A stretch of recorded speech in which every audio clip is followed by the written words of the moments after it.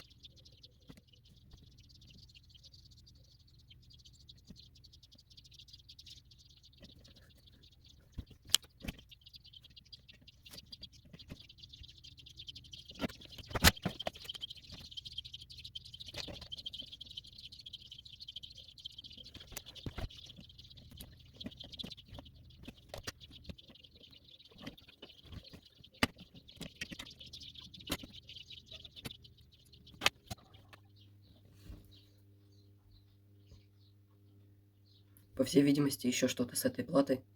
Она греется, вот эта микросхема, и очень сильно проседает питание.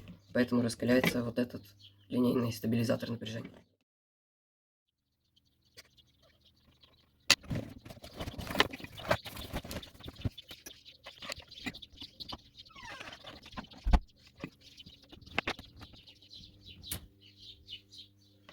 При подключении более мощного источника питания, при подключении включении более мощного источника питания эта микросхема сильно начала раскаляться. Вот такая вот маркировка микросхемы. По всей видимости, это что-то с ней.